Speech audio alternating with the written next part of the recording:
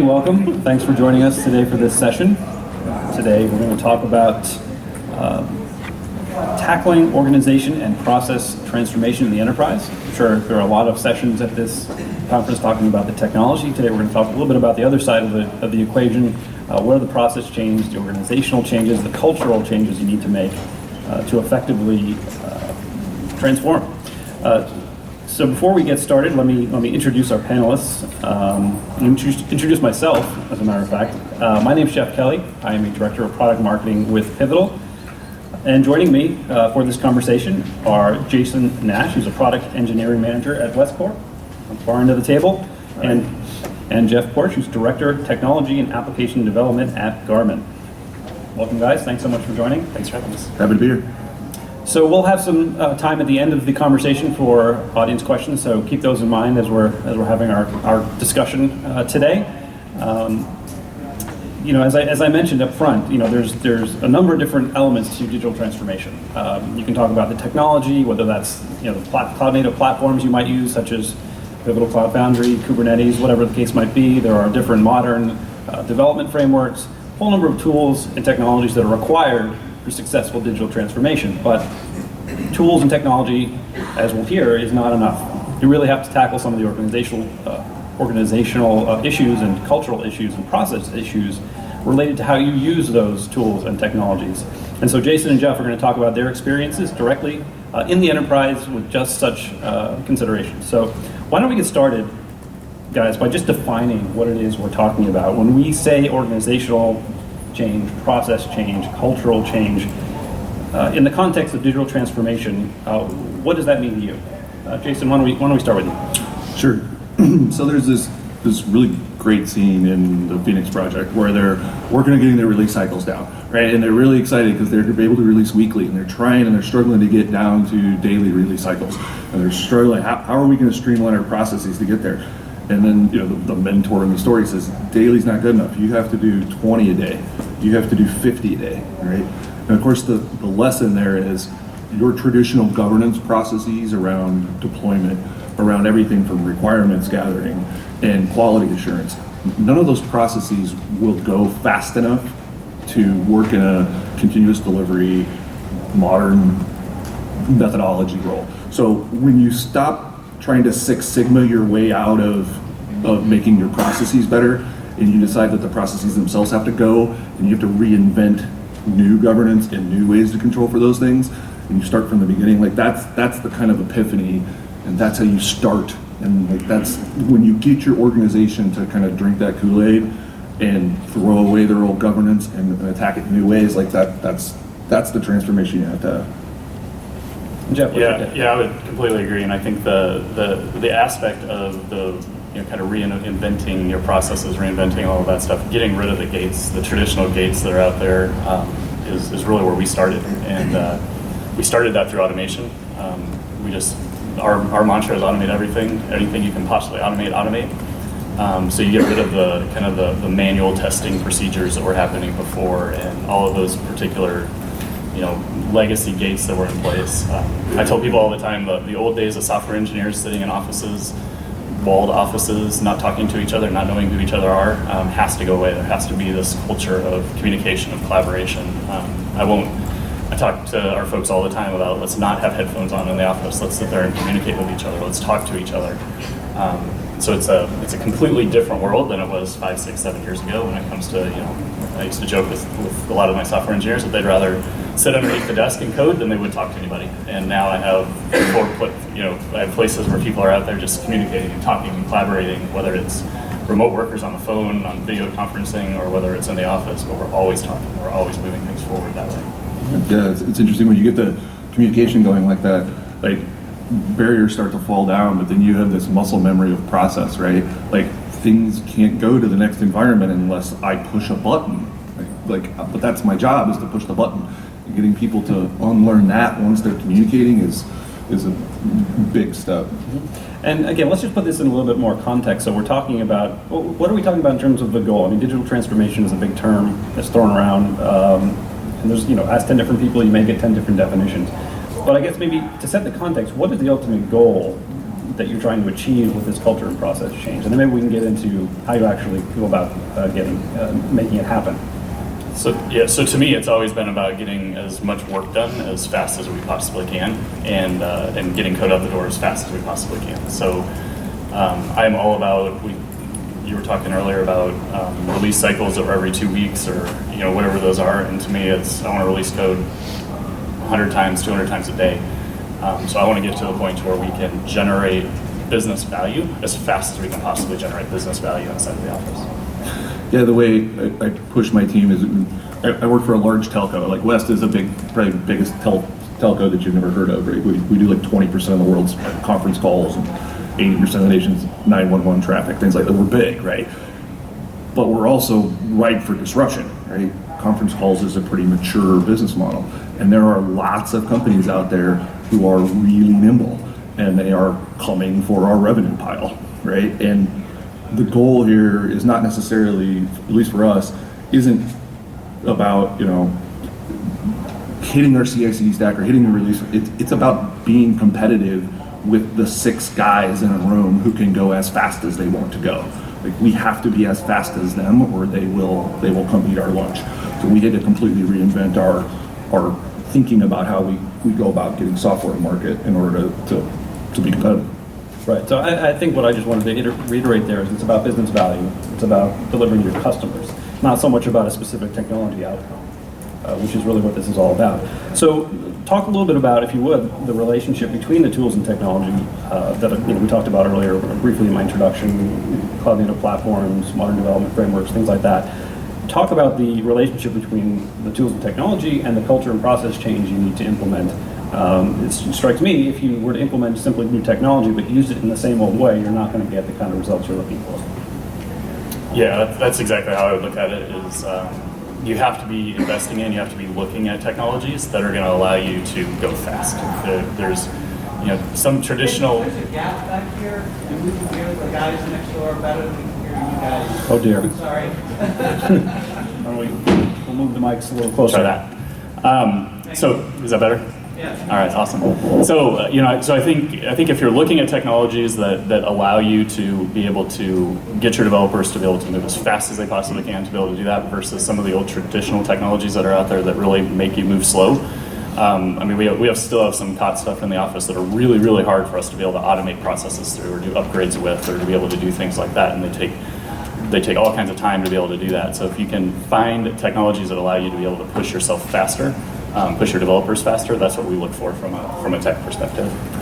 Yeah, my experience was that the technology will not limit how fast you could go, right? If you're in this stack where you're developing cloud native and you've got full CI/CD running, and you're fully automated, the reasons you'll slow down because of people, right? There's gatekeepers all across your organization, and you have to identify them and fold them into your process so that they feel like they're engaged in it. One of the more compelling arguments that we've made in kind of driving that transformation is, my tools let me go way faster than you will, right? So how do we get you engaged in this process so that there's not a governance bottleneck here, that we are able to use the tools that we've bought and that we've invested in to their fullest capacity. Great. So let's get practical. How did you get started at your respective organizations, both in terms of just introducing the concepts to your organizations and then actually starting to implement things? And again, as many practical, specific details as you could would be, I think, appreciated. So I've kind of done this in several organizations. At West, we started off several years ago and went and tried to kind of sell it across the organization, and it was one of those, yeah, that sounds like it might be a good idea thing, but I'm a little intimidated by this process. So what we decided to do was just physically isolate my team, put them in a separate building, insulated them from process, changed job title descriptions, anything that we could to kind of make them an island and an anomaly. And we kind of went off on our own and went through a lot of the growing pains that were associated with figuring out the process and what do you want your agile process to look like. Do you need, how many BAs do you need, how many Scrum Masters do you need, all those things, right? And getting the technology to work at a base. But then you have those friction points with the rest of the organization. You can do it that way. You can create pockets, and the pockets go faster, and people buy into kind of that team's winning, right? They're just doing things better. That works, but it's a long game. The more effective way, kind of my experience, is to have executive leadership who really understand this, buy in, and push it top down. You can do it both ways. We were off in our own little room for a long time, the better part of 3 years, and then we went through a large corporate reorganization and had an executive who said, this is the way it's going to be now. We're all going to get on the train. And lo and behold, all of the kind of doubters around the organization kind of stopped being in our way. And we took our thing and we went back over to the main building, and now we were kind of the template by which the rest of the organization started to model themselves. Getting somebody to drive that down has been more effective in my experience than trying to go bottom up, but sometimes bottoms up is the only way to go. Yeah, and we kind of started bottoms up in a way. We several of my software engineers were coming to me asking me about, hey, we want to do some of these new things. We want to try some things out. I was a bit of a skeptic at first. I had an opportunity to go visit one of Pivotal's labs, and when I saw it in action, my eyes got really big, and I thought, gosh, we could be way more effective than the way that we are today. So I brought that learning back, started to really think about how we could change, how we could transform the organization that way. We started out with one team, a small team of individuals. We asked for volunteers, so instead of just selecting people, we said, hey, who wants to be a part of this kind of transformation and this change? I wanted people that were excited about it, that were willing to try new things, that were risk takers, that were that had had that knack of wanting to do some things different. And we built out a room. It wasn't a cool room, wasn't a sexy room. It was just this little tiny closet almost, and but it was all with machines that they needed, monitors that they needed, whiteboards that they needed around the room, and we stuck them in there and said, hey, let's get to work. And we made it very intentional. We did it exactly like how kind of XP development should work. We wouldn't let them take shortcuts. We wouldn't let them do things their way, or as we call it at Garmin, Garminize it. We wanted it to be done exactly by the book, and so that's how we got started. And today it's really kind of cool because we got started really small like that, and now even my CIO is basically out there saying, hey, I want to do this across IT. I want even other groups, not just the software engineering teams, I want other groups to be thinking about how we can do this and how we can transform across the organization. I think it's really important what project you select first. It might be counterintuitive, but if you can find something that can't fail, it's a really good first candidate, even though you're going to thrash through it. If you can find something that is an enterprise bet that you can't pull off in the traditional way, like it's amazing how much more rope you get to try to kind of reinvent those processes. If you're off on something that's kind of a moonshot that may work or may not work, like it's really easy to just kind of pull the plug when things start to thrash, and they will thrash. But if you've got an enterprise bet where this just can't fail, we'll do what it takes, like that's a really good seed kind of for your first effort. Well, that's interesting, because I think some people might intuitively think, well, let's start with something that's maybe not so critical to the enterprise. Something that if we do fail, no one's going to really notice. It's not going to have a huge impact on our bottom line. But I think what you're saying, and what I've heard from others that have gone through this process, is no, actually pick something that matters, that's going to have some real impact if you successfully transform the process and the organizational structure, and you succeed. And by showing that value, you're able to get more buy-in to continue expanding throughout the enterprise. Is that accurate? Absolutely. There's going to be these friction points around your organization, whether it's InfoSec or finance or whoever it is, right, who are not going to be able to move as fast as you are, and they're going to push you back into their old process, right? Unless you've got a thing that can't fail, and now all of a sudden they're willing to be a little more adaptable. So like, it really helps you manage those friction points if you can just play but I've got Project X trump card, right? It just matters. And we've even gotten to the place of right skill set for the job being in the room at that time. And so you talk about InfoSec, you talk about these other teams that are out there that might be your bottlenecks. My recommendation is pull them in, get them as a part of your team, bring them in, and show them the way as you're moving forward. Because if they're sitting next to you, and if they're the bottleneck, they're the ones in the room that's having to be communicating that to the rest of the team, saying, oh gosh, I can't do this because of X, Y, and Z. And then the team pushes them for, hey, how do we make this better? What are the processes that we can enable to be able to push things through those teams faster? And let's talk about the teams a little bit and the organizational structure. So, in traditional software development, you often have silos where you've got your developers that might finish some code, throw it over the wall to either QA and then security and then finally operations. In a more modern environment, more modern approach, I know at Pivotal we talk a lot about balanced teams made up of product managers, developers, designers, all working together from inception to production. What does that look like at your organization? Did you take that approach? What organizational change within these small groups did you make? Yeah, so for us, we've taken a lot of time, what I would call productizing our organization. So instead of just having people responsible for a new feature or a new, whatever it might, a new project that comes in, we've looked at how do we create products and how do we put a true product owner on top of that product. And so that was, if you really go back to the early days, that was one of the first things that we did, was try to figure out how we created a scope for these teams that they could really have an identity around and be able to live with. So we have product owners, we have software engineers. We started out with QA, and that QA is starting to change and morph a lot. So instead of being traditional QA, the software engineers are starting to be much better testers. They understand their code a lot better, and they write a lot more quality software. And so we can start to transition that old role of QA into more of a software engineering role. And have more software engineers in the organization that's writing code and hands on the keyboard, and less of the traditional kind of QA approach to things that are out there. But it's definitely a team approach, and kind of to my previous statement, it's also the right skill for what you need. If you need some servers created, let's make sure we have people on there that are enabled to be able to create servers. If you have some massive PII type of data that's in there, let's make sure the security guys are in the room with us as we're designing and building things out along the way. So we don't run into any bottlenecks as we get further along in the project. Yeah, I mean, the more you can be cross-functional, the more you can have team members who don't think of themselves in a specific role, but think of themselves as pushing the project forward, the better off you'll be. But I think, as you start this, if there's one thing you have to get right, it's the product owner. There's not a single individual that's more critical to whether or not you'll be successful or not than a product owner who not only understands their market and will kind of do it, but can balance the concept of paying down technical debt versus features.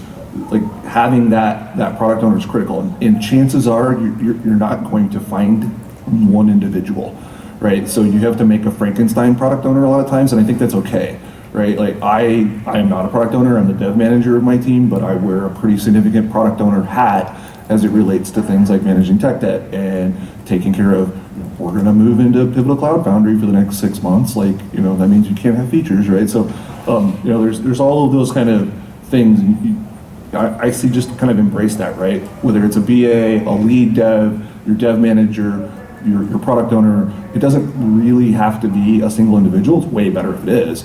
But if it's not, make sure you've got all of those bases covered across your team by somebody, right? Because it'll make a huge difference. Yeah, I think it's worth delving into that a little bit more because, by saying a product owner is so critical, I think that alludes to the fact that you're taking more of a product versus a project mindset, which is a big cultural change for a lot of organizations. Could you talk a little bit about what that means, why that's so important, and maybe some real world experiences you've had, maybe pushback you've gotten from some people within your organization, how you dealt with that? This is a super hard problem for a lot of organizations, and I think it starts all the way at like as I pull that sweater thread, like it goes to finance. You have to figure out your project governance and where the money gets allocated, and change the way that you do that as an organization from I'm going to have a project to deliver this set of features or this thing to I have a product that I'm going to make an investment in relative to its revenue or expected revenue, and change that financial model. Until you do that, you'll constantly have this friction point between where your deliverables are, what your organization expects you to report out, how people define success. You'll fight it until you get your finance group thinking the same way that your developers think. Yeah, and to me, it's about passion, pride, and accountability. And so when I look at that and say, hey, I'm setting up a product owner to be responsible for this thing that's out there, I want them to take that and care for it like it's their third child or fourth child or however many kids they have, right? And I want that to be something that they care about and that they think about all the time, and they try to figure out how they want to make it better and how they're constantly trying to promote it to the business or promote it to different people outside the company or whatever it might be. If they're at a cocktail party, I want them to be proud of what they have and be able to talk about what they're working on. And believe it or not, you start to see those types of things changing when you go to hey, I own something and I'm responsible for this product. Then hey, I have this project coming in. It has a defined timeline. It's going to end someday, and then I'm going to go on to the next project that comes in. So it's when it starts to happen, it's really fun to see. It's really cool. Mm-hmm. So let's talk a little bit about the actual people that you look for in those early transformation days. Are you looking for people within the organization, developers, designers, potential product owners, and others who are really excited about making this change or really want to jump in with both feet? And are you avoiding people who might be a little bit skeptical, or is it important to bring on people that might be a little skeptical that this approach is going to work? How did you approach kind of staffing in those early days and deciding who's going to be part of this initial transformation effort? Jason, why don't you give it a shot? Yeah, I mean, in my experience, you've had little opportunity to say, hey, this guy really wants to do this, or this guy doesn't want to do this. I'm not sure that it matters as much as finding people who are influential. If you're trying to drive organizational change, whether you pick a skeptic or a cheerleader, when you win that guy over, he'll sell it. So if you find the people in your organization that are the kind of trusted, influencing decision makers, people who have a track record of driving change or even holding up change, those are people that are critical to have on board, because if you have them on your team, you're much more likely to change their hearts and minds than if they're off, right? And eventually you're going to have to change their hearts and minds because they're the ones who are going to drive the change across the organization. So I look for people who are influencers across the org to make a team out of. Yeah, I completely agree. We had, when I started, I mentioned earlier, we looked at people that wanted to do it, and so we asked for volunteers. I had a developer, his name's Joshua, and I specifically went to him and said, hey, I really want you to be a part of this team.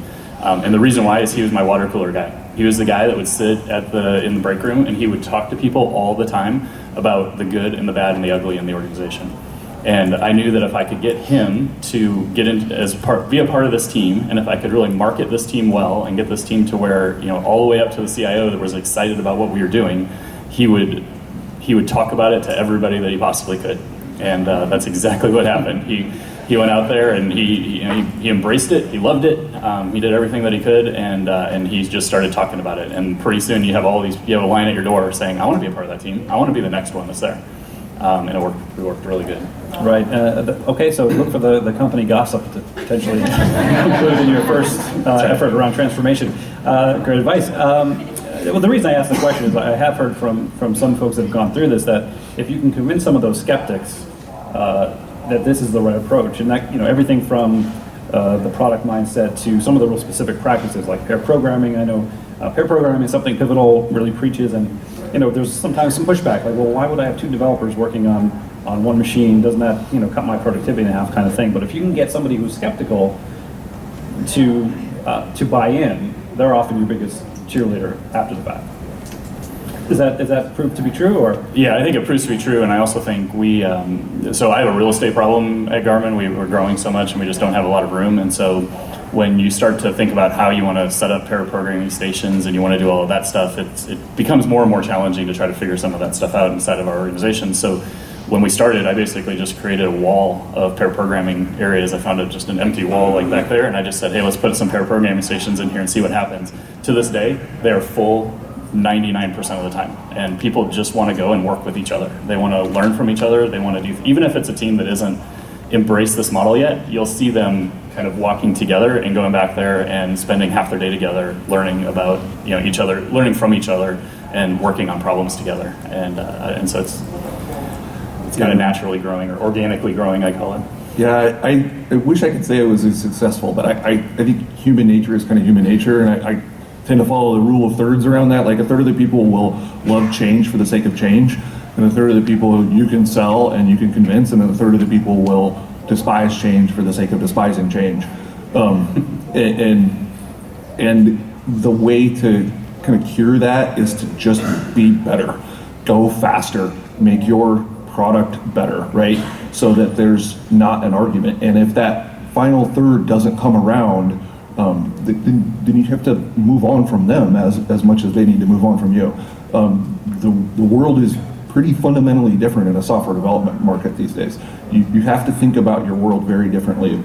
And some people won't make that transition, and that's okay. But you have to recognize it and be a little ruthless about having the right people on your team who want to go fast. I think that's a great point. I think it's one of the hard truths about this is that transformation is going to be painful. This isn't something for everybody, and it requires. When we say the word transformation, we don't use that term lightly. It really is a complete transformation of the way you think about your business, the way you think about serving customers. And as you said, I think there may be times when there are some people that just aren't going to come along for that journey. And I think that's something you just have to accept and realize that that's going to happen, and not necessarily try to bring everybody on board, because that could potentially saddle your efforts. Was that the case at Garmin? Yeah, absolutely. We'll kind of this sounds bad, but we'll force people into that model as we've moved teams. As more and more teams have come this way, and so if 90% of the people want to do it and 10% don't, we'll just say let's go and let's get it going. And in a lot of cases, those 10% end up liking it, and unfortunately, some of those people leave the company. And and that's okay. I have no problem with that. Now, if 90% left the company because of it, I think that we have the wrong model in place. But when it's some people that are just never going to change and they don't really want to do that, I tell my teams all the time, try to go find a place in the Kansas City area where I live that isn't trying to do this, because all of the big companies around us are doing this, and they're moving into this direction. And so if they want to try to find somewhere to go and work that's not doing that, good luck to them. But I think it is. I think it's just going to be the way that a lot of companies start to move towards down the road. Yeah, winning cures all ills, right? Like if you develop a product better, faster, and have more fun doing it, then the rest of the organization, like somebody who doesn't want to be on that team is like, okay, there's others that will. Great. Well, good advice. It's good candid advice, and it's part of the process. So I want to kind of circle back to something, Jason. You talked a little bit about getting your finance team on board and thinking about how you finance products versus projects. So that's one constituency within the organization beyond the development team that you have to get on board. And I wonder if there are other situations where you have different constituencies that maybe their priorities are not aligned. And one that I'm thinking about here, of course, is the development teams. They want to move fast. They want to get products out to their customers quickly. And in some cases, you've got security, and their priority is to slow things down, because under what I think is the mistaken belief that that's going to keep you more secure. Whether it's security or any other organizations within the enterprise, how did you deal with aligning these constituencies so that their priorities are aligned and not in conflict? Yeah, I think step one is to actually articulate the priorities, right? Independent of the process, right? So InfoSec wants things to be secure, right? They don't necessarily want to go slower. They just think that's the way to do it in some circumstances, right? So getting alignment on what your goals are, independent of process, is kind of step one. Step two is to speak to them in the language that they understand. They're going to be used to getting metrics that describe things in a particular way. Or they're going to be used to not getting metrics, but they wish they had some, right? Your ability to produce the metrics that are consumable for those groups that are tangential to your development organization will be everything in getting them to buy into letting you go faster, right? It is absolutely quantifiable based on all of the tools and the scanning and SonarCube and X-ray and all the things that we throw at code quality that are baked into our CI/CD process. So when they say, I'm concerned about the security, I can produce the metrics that say my team is the best. Don't make me act like everyone else, right? And it's the same way with finance, right? What are your burn? It's the same way with any other group, right? You have to be able to speak their metrics to them so that they trust your decision making in your process. Yeah, I think IT people typically aren't the best marketers in the world, and my advice would be a marketer. Do everything you can to market how well your team is operating and how well they're doing in this environment. And I have so many stories elevator pitches that I mention to people, whether it's in the hall or the elevator or wherever, about, hey, we started at 52 days to get anything into production, to now we're down to under 7. Right, and we're able to get stuff done on average. A lot of things are going faster than that, but on average about 7 days to get to production. Our velocity has improved, double-digit growth year after year after year in the models that we put into place. And oh, by the way, on the security side, we've had something like 75% fewer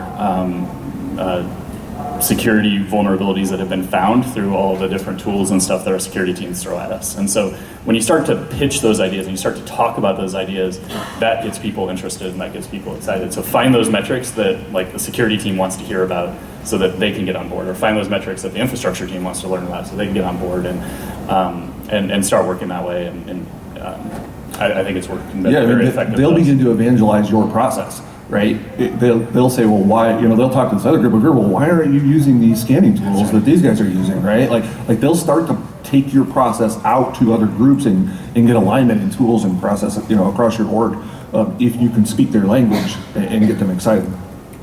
So my next question is slightly self-serving, but I wonder if you could talk about the role of vendors in this process. So whether that's a software vendor such as Pivotal that I work for, Proficient, which is a consultancy that really specializes in some of these cloud native skill development that you need, or any other vendor for that matter.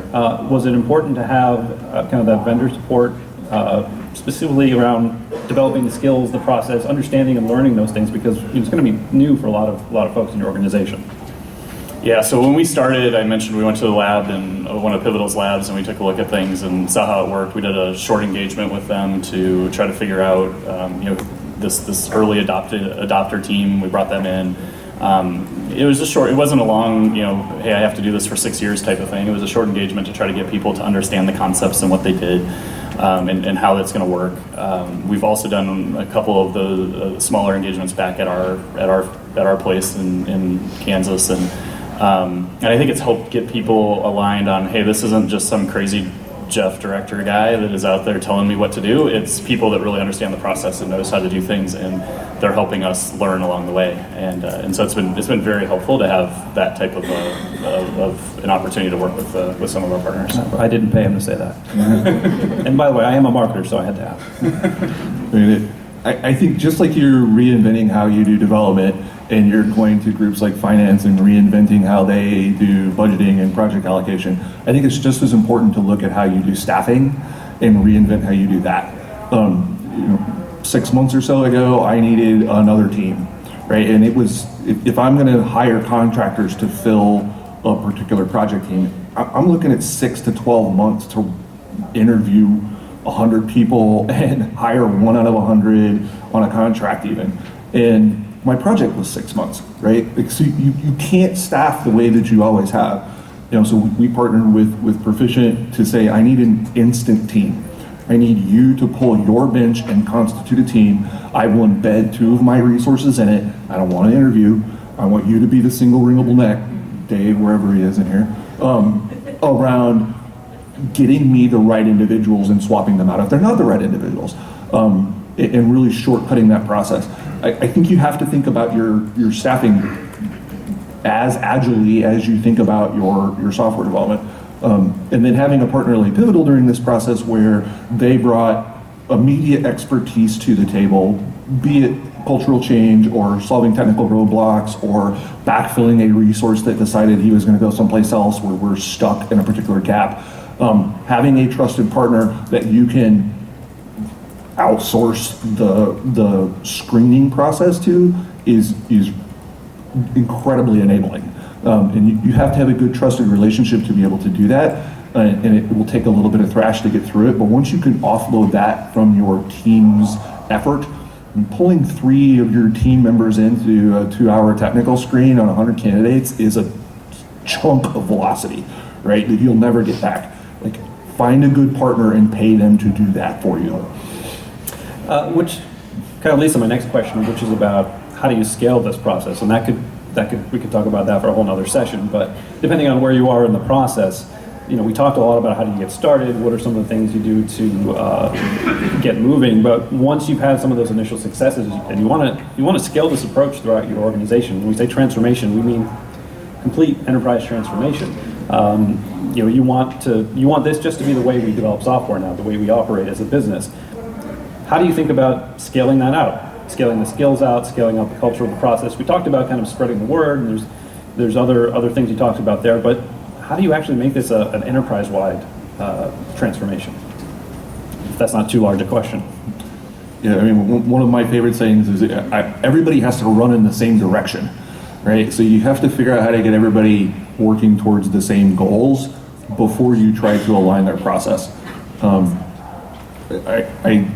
I think that developing an abstraction of your backlog that is consumable by people outside of teams, so that your director level, your VP level, like all the way up the chain, who are dealing with big blocks instead of the little blocks that the development team is dealing with, like, you have to have that abstraction, and it has to work, because at some point you have to start aligning those big blocks across multiple teams.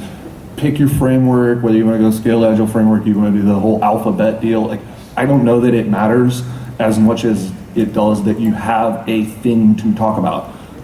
Executives are going to prioritize and reorder and try to align things.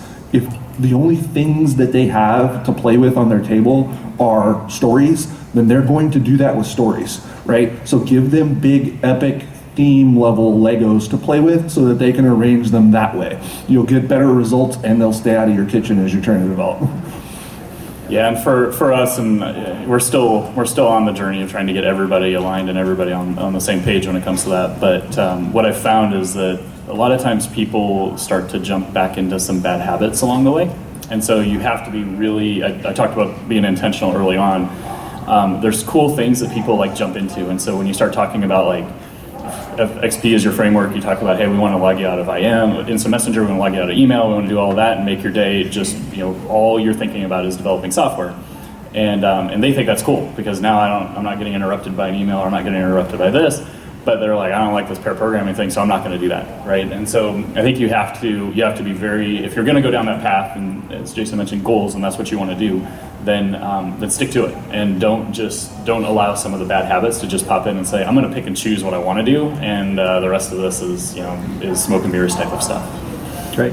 I'm going to ask one more question before we turn to the audience for any questions you may have. Put you on the spot a little bit, gentlemen. Is there anything you would have done differently? Maybe mistakes you think you made, things you would do differently that you would advise the audience here to think about as they move forward on their journey? I tell people all the time when I'm asked this question that I would have gotten started earlier, and I would have gotten started a lot faster. I kick myself a lot with, I just mentioned that we're still on the journey. I wish we were done, and you're never done. But I wish that we were much more farther along than where we are today. And I think a lot of that's just you got to believe in it. You got to believe in the process. And I believed in the process, but I was also too worried about the people. Like I was worried about, oh gosh, am I going to have a mass exodus of developers leaving? What was going to happen? And I shouldn't have worried about that. I should have just said, hey, we're going to do this, and this is the reason why we're going to do it, and this is my plan, and try to get there a lot faster.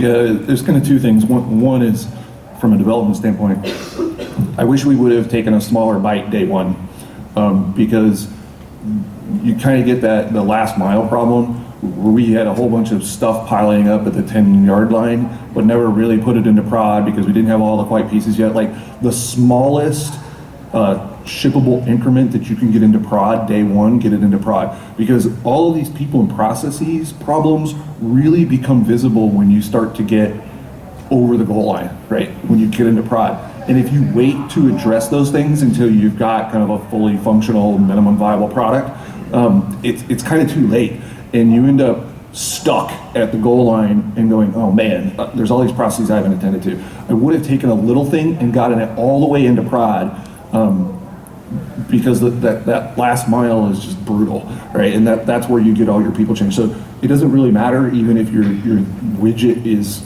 useful, like it just gets something into prod, right? So that you can pave that road for stuff that is useful later. And I wish I would have done what you did, which was really identify that process all the way through and identify all my human gatekeepers. Who across my organization can stop me from going to prod, and how do I build relationships with them? We're moving towards more true DevOps in our kind of world, and I was out at a conference recently, and DevSecOps is kind of the new way of describing DevOps, and I don't want that. I mean, I want DevSec Net Infra Ops. Like, I want everybody who can stop me to be engaged in the group, right? And I wish I would have attended to that day one, because I'd have a whole lot more stuff in prod. Great. I think we have about 5 minutes left. If there are any questions from the audience, this would be a great time to share them. Anyone have a question? Oh, we have one over here.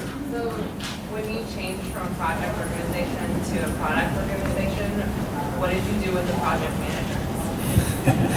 I love that question. So in some cases, project managers turned into product owners, but not all project managers we found had the right skill set to become a product owner, and we didn't want them to do that. There's still a need for communication. There's still a need for making sure that you're, especially at Garmin, since we're not really top down on this type of an approach, there's still a lot of executives that believe in the, tell me when this project's starting, tell me when it's going to be done, when I'm going to have this and those things. And so we still leverage project managers across the board, just not to the extent that we used to. And they come in and they help with that communication. So I kind of look at them as people that all the noise that happens from the planning and the organizing side outside of hands on the keyboard writing code, they can help get rid of, and they can just help communicate that stuff so that we can really focus on delivering software. Yeah, I mean, I know what we did, and I know what I wish we would have done. Like, what we did was try to turn them into Scrum Masters or turn them into, and that was the wrong answer. When we were talking about arranging those abstraction Legos, there's almost always some sort of strategic kind of thing that's driving that, right? And it is going to require cross-team collaboration and communication and things like that. Pulling your project managers out to think about logical groupings of those abstractions is a good, like, having somebody attend to that and hoping that it doesn't necessarily organically happen through a scrum of scrums or something like that is a really kind of useful way to employ that type of skill set and get them thinking about driving projects that are defined around organizational change, or driving strategic efforts. Not necessarily, I want a new button that does this, like that. Those days are gone. Great. In the back. Yeah, in light of the keynote, Alison was talking about getting so close to the top of Everest and then having to turn around. Did you guys encounter anything like that in your process change journey? And if so, how did you help the team with that and realize that, hey, we didn't get to this time, but we're going to go back and drawing board and try to get it? Yeah, I loved her keynote, and I thought that was awesome, message that she had provided there. And I think for us, it's always that, right? It's always that journey, and I don't think you're ever done. I don't think you're ever to the top right now, and I don't expect to ever be to the top of the mountain when it comes to this. I believe that we have to be changing all the time to be competitive, and even to retain employees. Like, this market's nuts right now when it comes to hiring software engineers, and so we have to do things that's going to inspire and get people really excited about what they're working on. And so I sure hope I'm not to the top of the mountain ever. I want to be just continuing to climb and continuing to try to find ways to be able to change and to innovate the teams.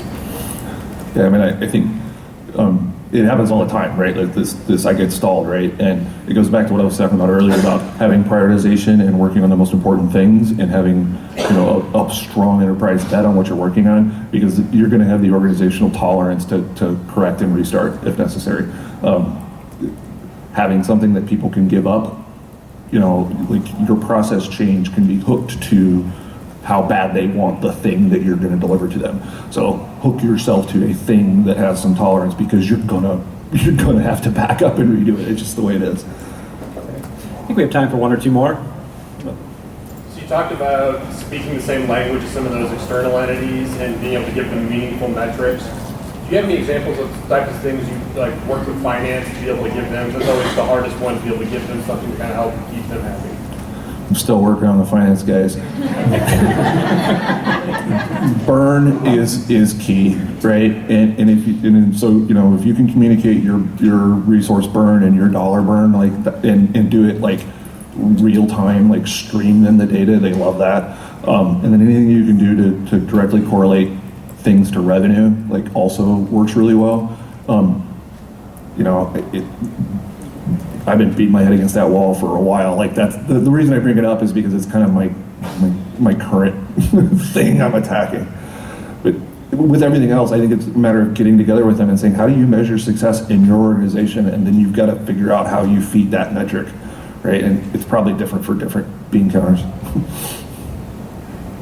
Any thoughts on that? Well, I'm somewhat spoiled in this aspect of things, so we don't necessarily gauge projects the way that traditional organizations do or other organizations do that I came from. And so we have an executive steering committee. They look at everything that comes in, the big Lego blocks as was being discussed earlier, and they look at those and just approve or say no, right? And then that stuff comes into my shop and we just work on it. And so I end up, if we need to staff more people or if we need to do any of that stuff, then we have those types of conversations back with that team. But it's I guess I'm spoiled and we're really lucky in the way that we operate from a finance perspective. Yeah. Great. I think we have time for one more, and hopefully Jason and Jeff maybe could chat afterwards if you have a few minutes. But for now, one last question. So on the organizational side, specifically build versus support, there's a lot of models out there. I'm curious, do your team, do you have a separate build versus support team, or are you more of a Netflix principle that if you engineer it, you support it as a drive piece? So I'm very passionate about this within my teams. I do not like having separate teams, and so if you develop the code, you support the code, and it's changes the way that they look at product ownership, team ownership, all of that type of stuff. Is before that, people would launch code on a Friday at 4 o'clock and run out the door, and the poor ops team would be stuck on the weekend. And today, if they do that, they're stuck on the weekend. And so every single person on my team is on call. Every team is on, we set it up that way, and so if something breaks at 2 o'clock in the morning, that team is getting called, and they're the ones that are working on it. Yeah, we've got a really strong cultural history of a robust operations group. These guys are good at what they do, and so that's been a bigger uphill climb for us. Like really moving to true DevOps is kind of our agenda for this year. I think there's likely some kind of blend in our world. My developers are not, it's going to be a bitter pill for them to swallow to get the page at 3 in the morning, right? And you have to subject them to enough of that pain so that they are driving the way that the ops guys want them to drive. I think the most important thing is having the ops guy at the table when you're pushing code, when you're defining requirements, when you're, right? Having somebody to articulate that position is the single biggest thing you can do. And I think your culture is going to dictate a lot about what it looks like in the end. All right. Well, Jeff and Jason, thanks so much for participating. It's been a great conversation. Thank you to the audience for questions. Enjoy the rest of the show.